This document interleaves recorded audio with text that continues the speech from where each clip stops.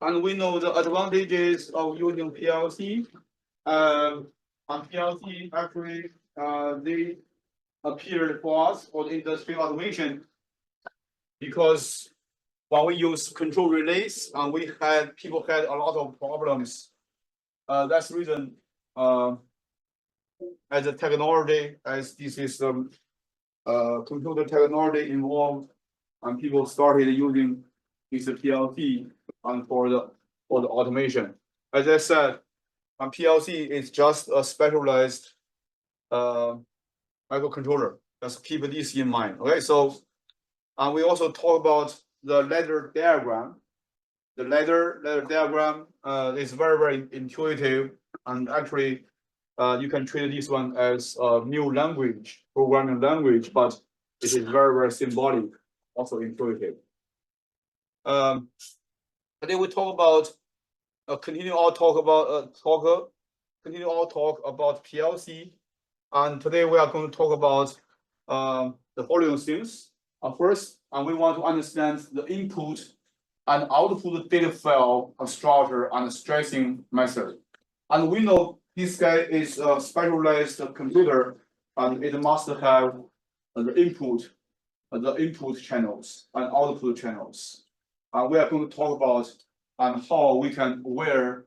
So this is the external sensors to the input channel, and external this is actuators and to the output channel. Addressing method, how to address. So each of these channels, they have their unique address. And how can we, when we program, how can we address them correctly? So learn the PLC operating cycle and ladder logic diagram. And last time we talked about ladder logic diagram a little bit, but today we are going to talk about this one very fully. And we learn this XIC means exam if close. XIO exam if open. And OTE, and so this is output. And OTL is output, but is a latch. Right? Latch means that after you energize this output, so this guy will be on until you unlatch it. Be very careful. So OTL and OTU, so these two guys are always used together. So this is output L, so this is output U. Latch and unlatch. You understand? We will talk about it. And OSR.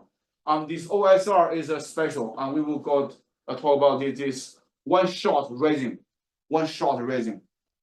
And if the input, if some conditions are met, and so this is the bit will be turned on. But the bit will be turned on and will remain on only for one cycle. After this cycle, and this bit will be turned off automatically.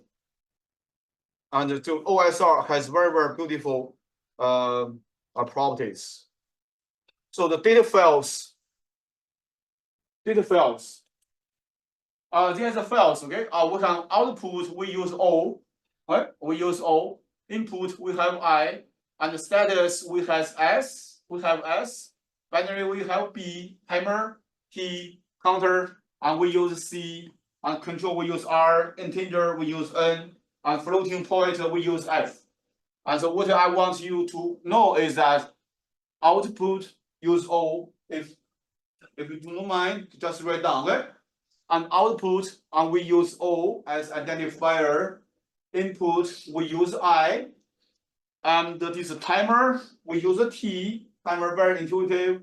And counter we use C. So these four, they are commonly used ones. They are commonly used ones. So general address format. This is how to address this. How can I address this? How can I address these different channels and different files? We call files. Okay, files means here for the input and output, I mean the input channel or output channel file. And file for timer or counter, that means the timer or counter. I got specified. It calls a file, but it is either address or just some name. You should know that. Okay. So here it shows the typical address format for Allen-Bradley. Allen-Bradley is the PLC company. It's very commonly used one, and the market share is very high. Okay, but very expensive. Very expensive.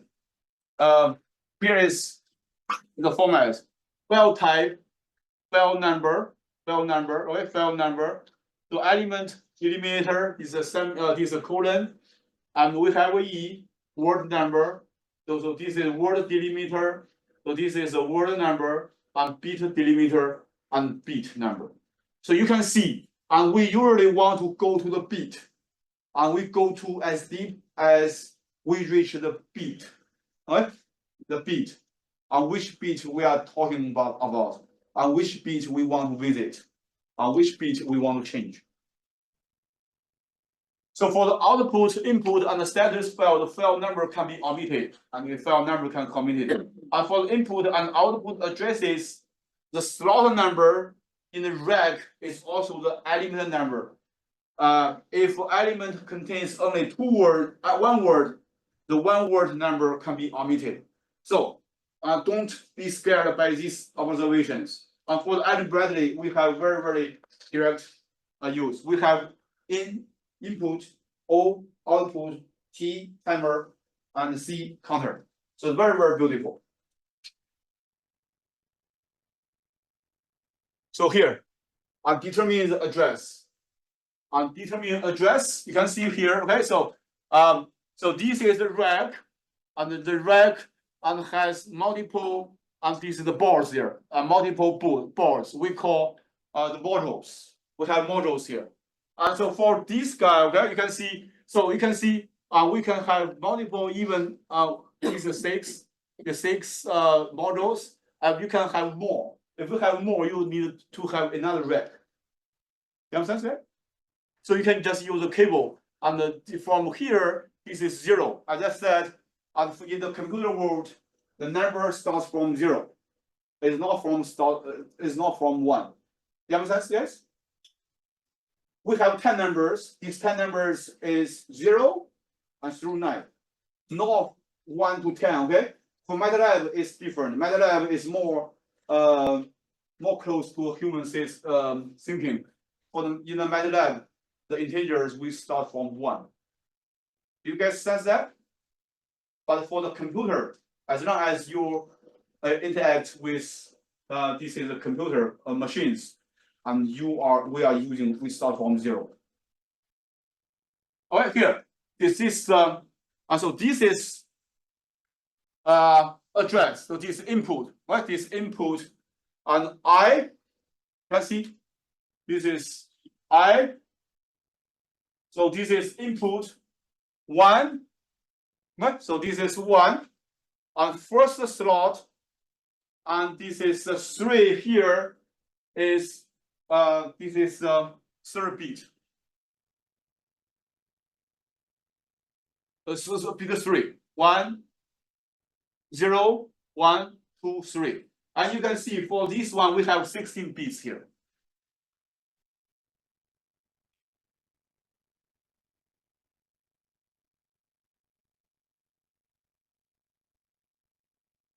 So here this output. So this output, so the first one is the slot. First number is a slot, okay? First number is a slot. So actually here is a CPU, and the CPU occupies the 0 slot, slot 0. You should know that. You understand, guys? When you buy a rack, the rack is empty. Rack is empty. And usually you put the CPU at the first slot. You understand? So that's reason here is a 0, 1, 2, 3. So this is 3. Output 3 slots and bit 5. I will not say 5th bit, and I will say bit 5 because we have 0. We have bit 0 there. And 1, what? 1. But no, sorry, 0, 1, 2, 3, 4, 5. Bit 5. So here we have input and output. We have 2 modules, and these 2 modules and they are built together. So we also talk about this PLC operating cycle. This is the operating, and you can see that input scan. Okay, always the computer scan the input channels to get to see on which channels I can have. This is the data, and the program scan will scan the program. Right? So if I have some data from these input channels, then I will scan this program and to see what I wanted to do, what I'm asked to do for this each of these runs. But the output scan, for output scan, I know if some conditions are met, I can do something. I can just turn on some output. And the communications between the input to the PLC or from PLC to the output, and the processor overhead. So this overhead, this is something else to do for the communications and for any other things, and that needs to be done. So here is this operating cycle. So input scan, right? You can see this is what I just talked to you. The status of each input module is read, and the input image table in the processor is updated with information. And last time I told you, the system will scan all these input modules, and all this data will be put into a input image table, right? Input image table, and then I will do something. And then program scan, the latter program is executed, and from the top to the bottom, and from the left to the right. And the input image table, is evaluated to see on which conditions are met. Resulting image is written to the output table. However, no information is transferred onto the output module at this stage.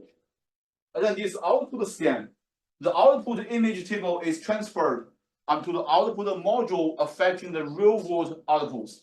And this happens at this stage. And the next one, communications. Communications with computer and other network devices take place. And processor overhead, internal housekeeping in the processor takes place, including updates to the status file and the internal time base.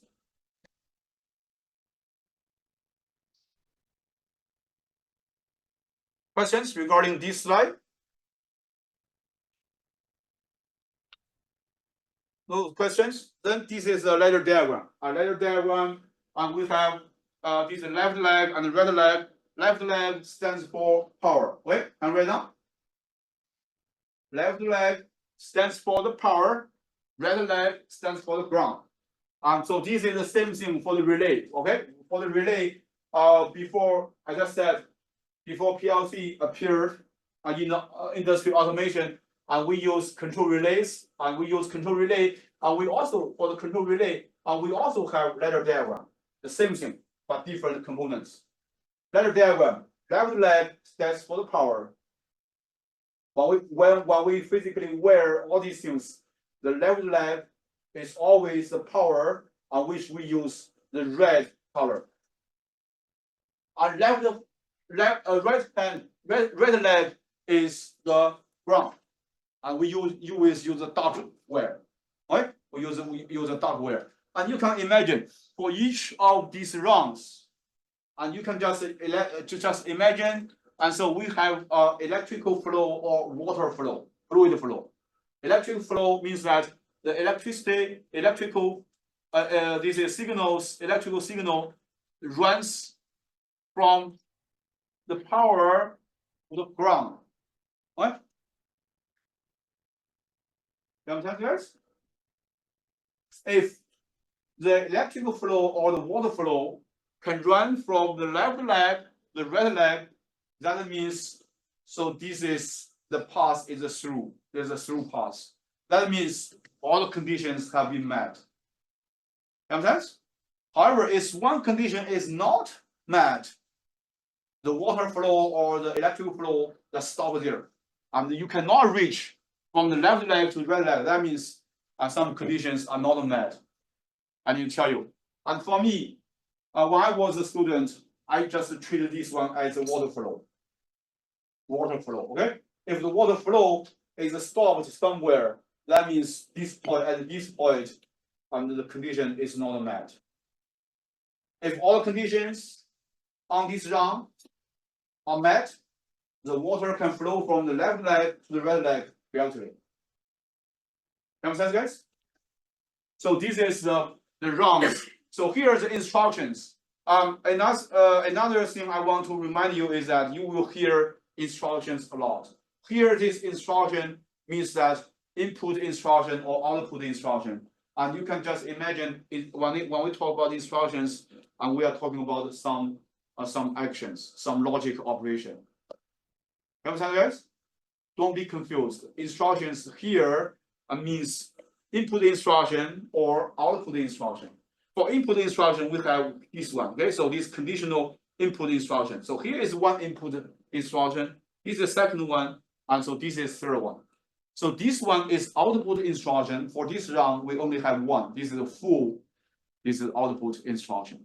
So what it says? It says that if this condition is met, and this condition is met, and this condition is met. Okay? If these three conditions are met simultaneously, that means my water flow can go from the left leg, go through this one, go through this one, go through this one, and finally to energize this is output flow, or this is output instruction. You understand? Okay. However, for these three input instructions, if one of them is cut off, and you can just imagine, if, for example, without loss of generality, so this one is cut off. The water can go through this one, but the water stops here, and then nothing will happen to the output channel. You understand? Okay, so this is conditional input instructions, and for here we will use some branches here. So you can see, and we have this is AND, okay? Input one, and input two, and input three. But for these branches, the logic operations change. You agree?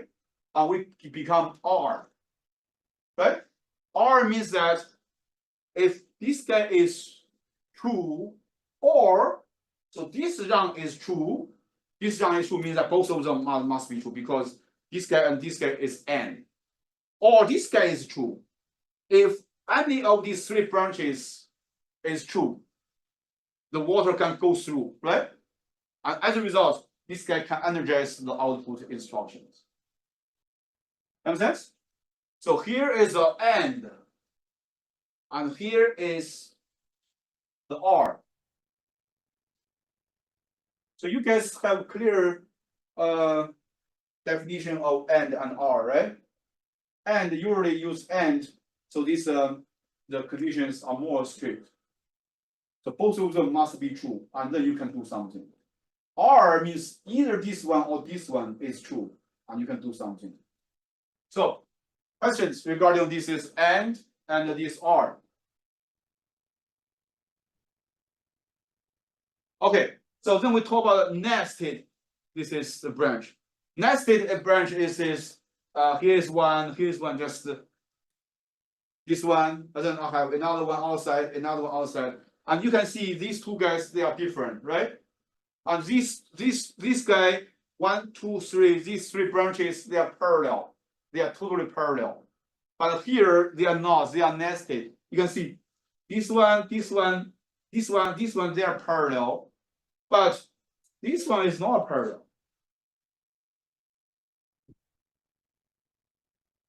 So this is a nested branch. Nested branch, when you use a nested branch, you need to be very, very careful because if you have multiple level of the nested branch, and your life will be complex.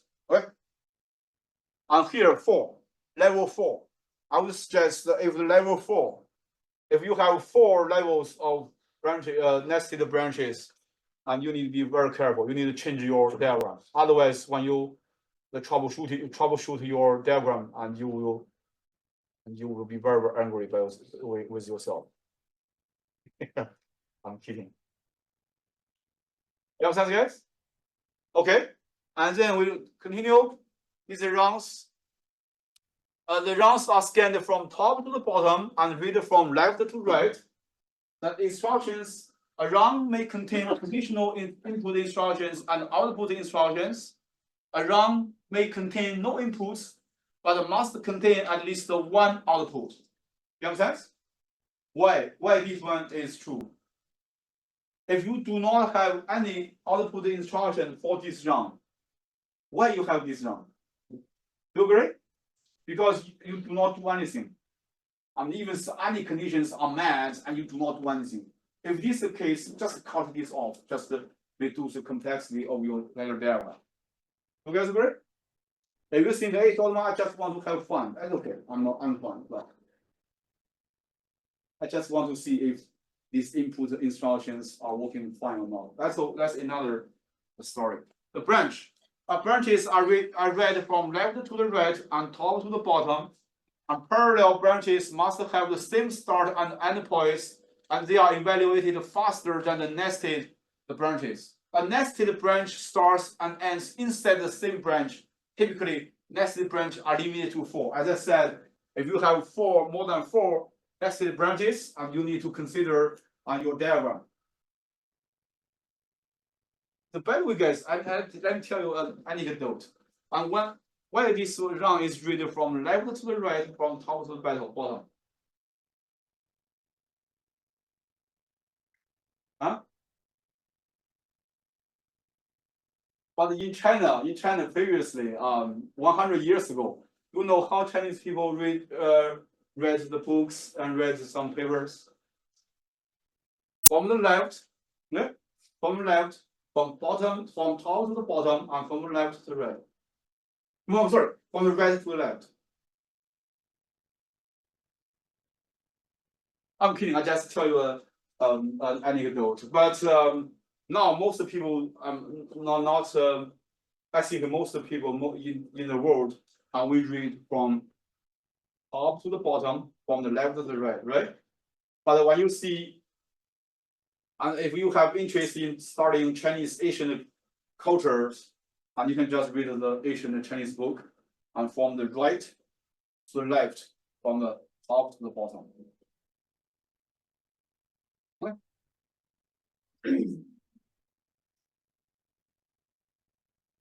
So then we talk about the input and this output. So this is input, and for here, whenever you see this sign and this is a parallel sign, is a parallel sign. It is means that exam is open. It means exam. I'm sorry, exam is closed. Exam if closed determines if a bit is on. If for this case, if the bit is turned on, right? If the bit status is 1, so this guy is true.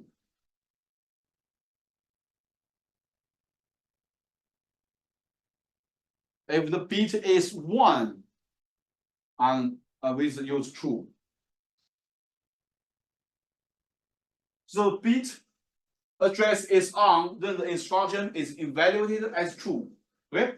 And where I would think this is when we have multiple input instructions, true, true, true. If everything is true, that means the water can go through. If this guy is true, the water can go through it. If the bit address is off, and then the instruction is evaluated as false. You understand that? Why I emphasize this one? Because we have a totally opposite one. And when you memorize these two guys, you need to be very, very careful. I think the comparison is the best way for memorizing new things. Do you guys agree? Let's look at the second one. Second one, right? And second one, very, very similar. And we have this parallel line, but now we have overlap line. And this one is named exam if open. Exam if open. Exam if open, it means that if this is 0, if this is not open, if this is not open, if this is 0, it's true. Understand?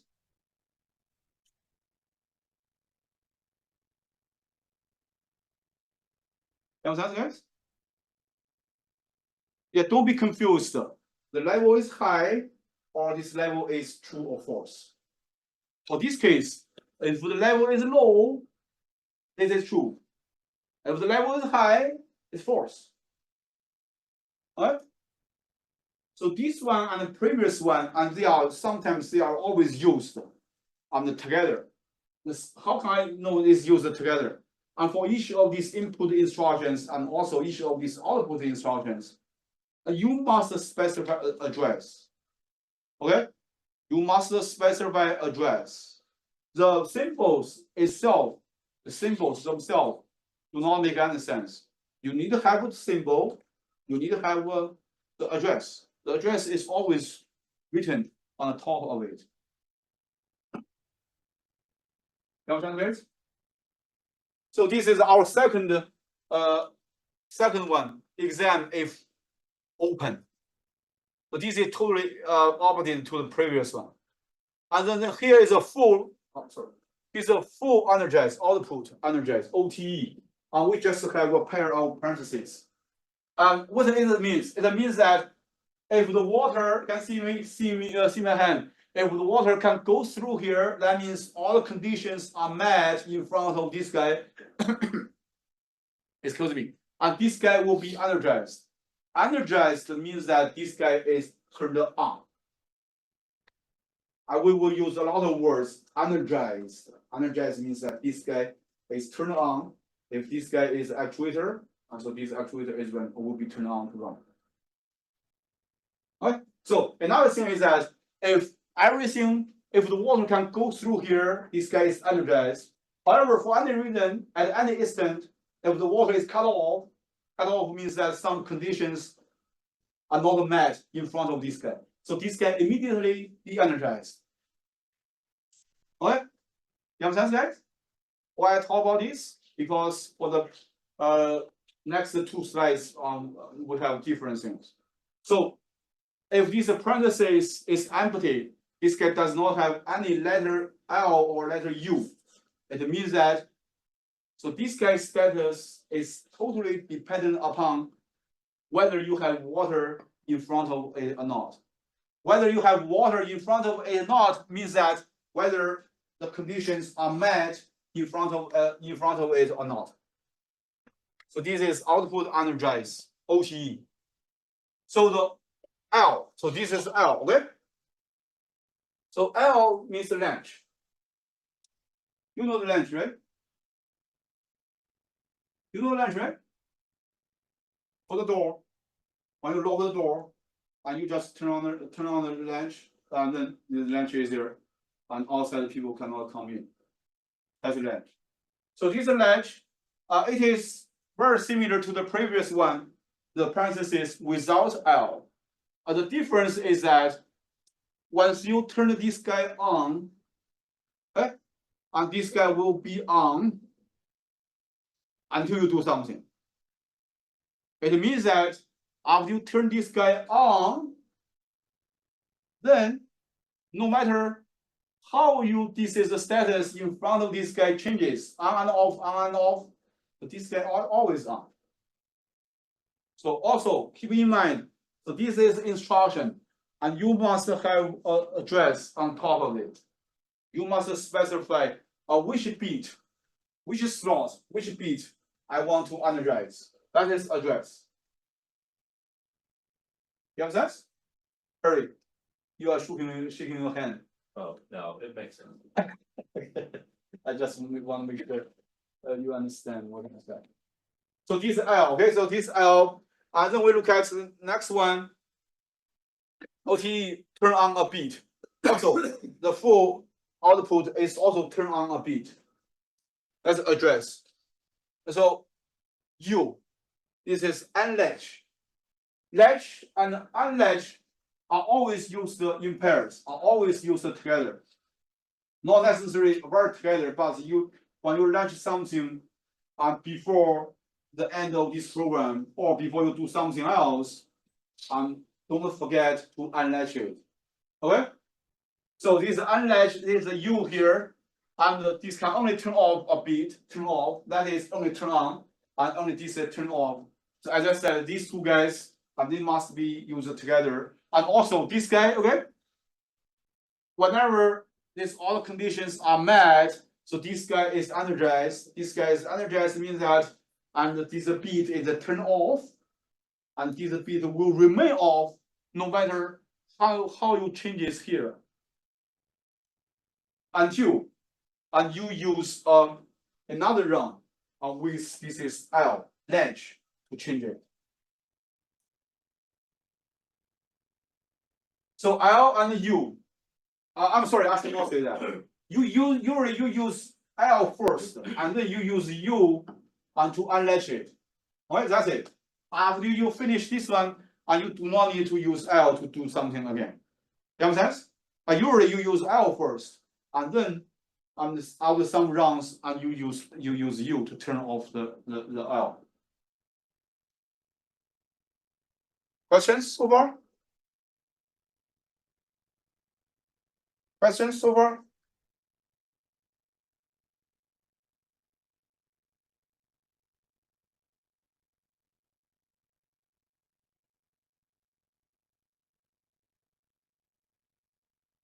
Questions so far, guys?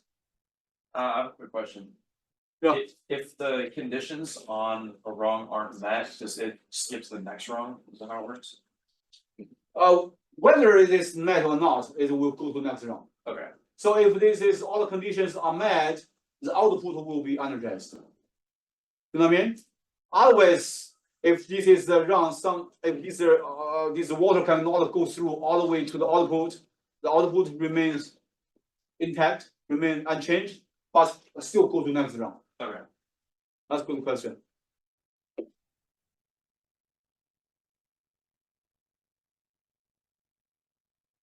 So then we talk about the one-shot raising. One-shot raising, as I said, this is a very, very interesting one. We will use it a lot. The OSR instruction is a retentive, the input instruction. There is a retentive, okay? RETN, retentive. So retentive, so this is retentive. This is also retentive. And this is OSR. So this is retentive. So this is, we have talked about these three retentive. One is non-retentive output. Non-retentive. Non-retentive is the full output. This is non-retentive. And we will hear these words: retentive, non-retentive. So this is retentive. Why is this retentive?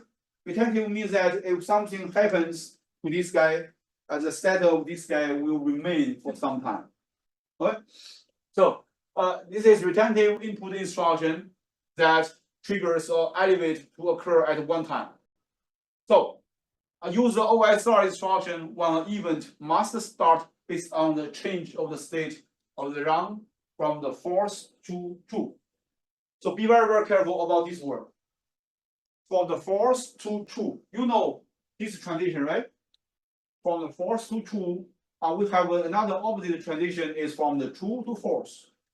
So keep in mind, this OSR can only be triggered by this transition.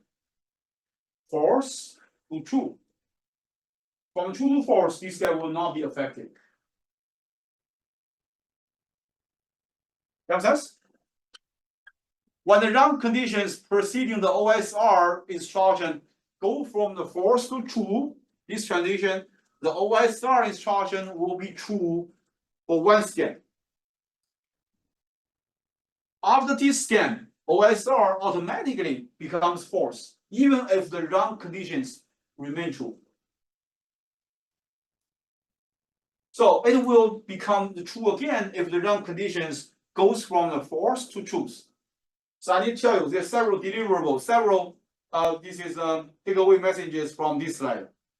First of all, OSR can only be triggered by false to true transition. True to false does not make any sense. Second,